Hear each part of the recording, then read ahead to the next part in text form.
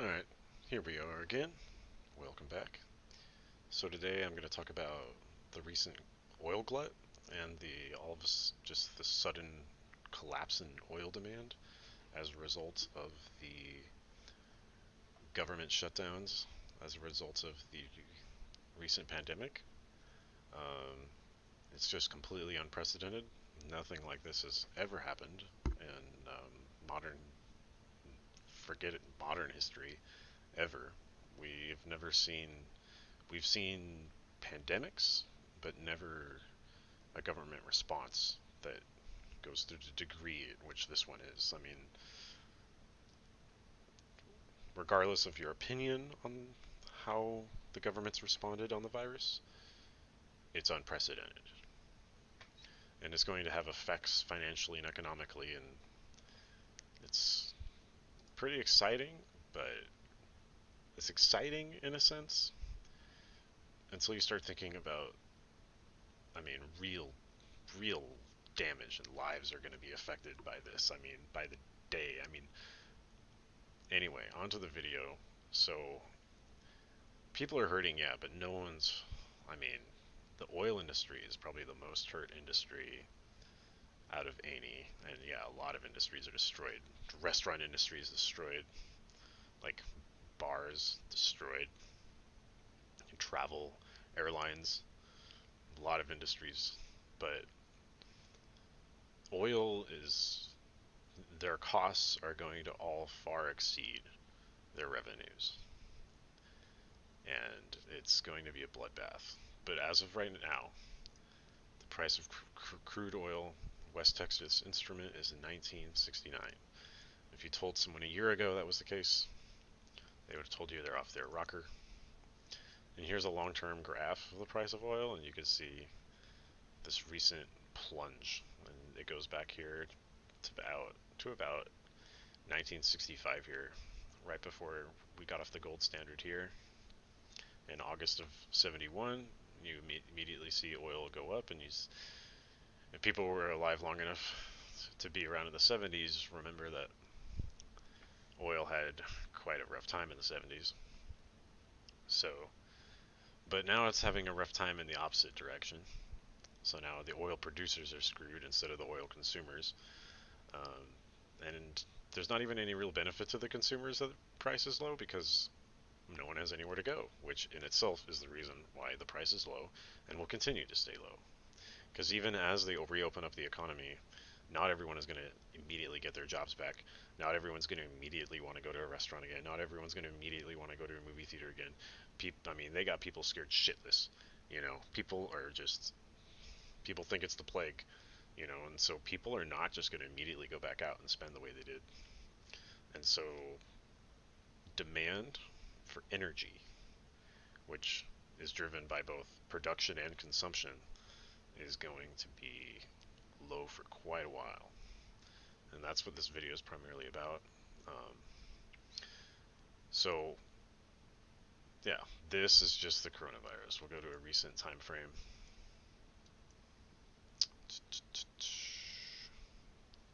Yeah, I mean, end of 2019, we were trailing along at like $55 a barrel. Imagine if this was your wage. Imagine if you were used to getting paid $54 an hour, a day, whatever, God forbid a week. And then all of a sudden it went down to this. I mean, your expenditures aren't just going to match that drop. Bankruptcies are inevitable. I mean, this is going to lead to bank failures. They have huge outstanding loans to these major oil producers. But anyway, on to the next page here is an article about Exxon and Chevron, major oil producers in the United States. Um, First of all, shale oil is just completely off the table now. Shale oil, I mean, requires I don't know, something like a $60 barrel to be profitable. Our oil into the United States' oil independency has just gone to crap because our way of obtaining energy independence was through shale oil production, and shale oil production is no longer profitable.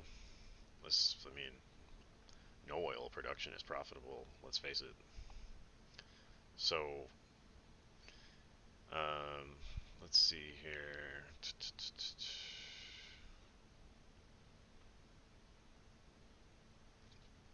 Company posted a 610 million first quarter loss. Its first quarterly loss in 3 decades.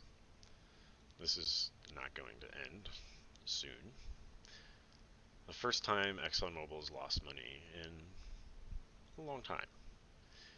Now, I don't think these stocks have plummeted nearly enough to match what's coming for these companies. So if you still own these companies, it's probably a good time to, get the hell out. Something I thought was interesting is Royal Dutch Shell is not an American company, but, a mix of like a British and Dutch company or some shit. And hence the name. And they're cutting their dividend for the first time since World War II, which seems worth mentioning. And the reasons are obvious. Collapse in oil demand. Um, let's see. 46% fall in net income. Ouch. Global demand for oil has all but dried up. And so, cutting their quarterly dividends by 2/3 from 47 cents to 16 cents a share. Now, it's doing what it needs to do to survive, as I'm sure this guy is going to talk about. This is the smart thing to do. Um, they can't control the pandemic. They can't control the macroeconomic situation. What they can do is they can control how much dividends they pay out. And this move, while, they know that this is going to piss off their investors, but this is better than the investors losing everything by the company going bankrupt. On the other hand, ExxonMobil and Chevron have announced they're maintaining their dividends, which is just completely insane to me. Like, your revenues have gone to shit,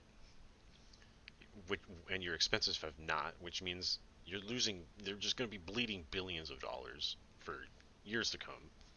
I mean, we're not going to have the economic activity of 2019 for years again. I mean, face it. So, they're burning cash that they're not going to be able to replenish by issuing these dividends. To me, seems very financially reckless and irresponsible, but they didn't ask me.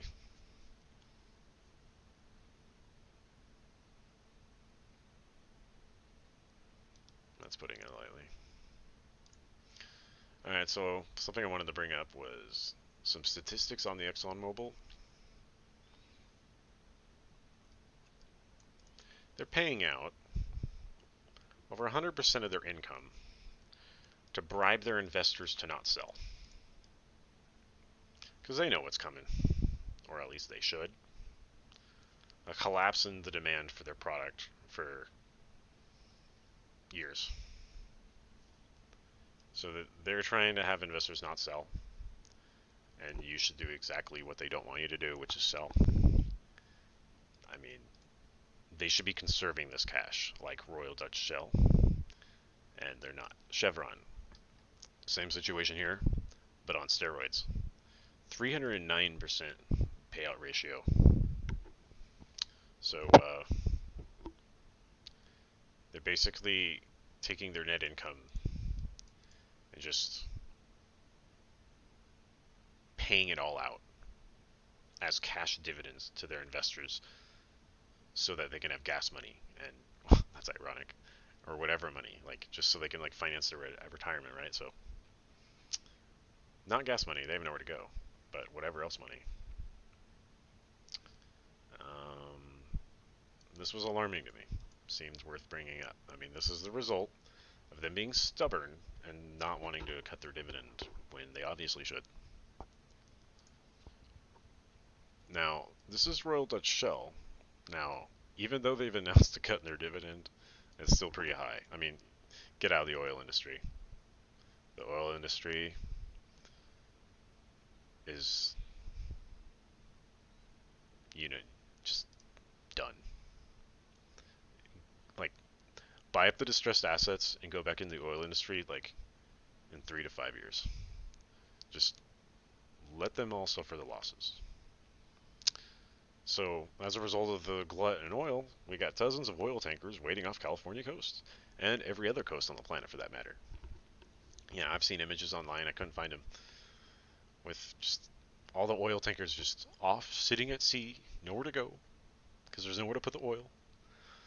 And I've joked that pretty soon, they're going to be dumping it in the oil because the storage costs of just maintaining the inventory and just having it is going to be higher than what they can sell the oil for the foreseeable future. So there's going to be an economic incentive to be very unenvironmental soon, and just toss your oil overboard because you'll lose less money not selling the oil than paying to store the oil. It's very expensive to hold crude on these vessels. But what else are you going to do? You're going to dump that shit into the ocean, or we're going to start a war? So, dump it in the ocean or start a war? I mean, even if you halted global oil production to zero right now, we would have basically almost free energy oil for years. Of course, it won't be free for us, peasants. We'll have to pay something at least, especially with all the gas taxes and everything they make us pay, especially in California. Shit. All this. How many millions of dollars do you think it costs them per day to just sit out there?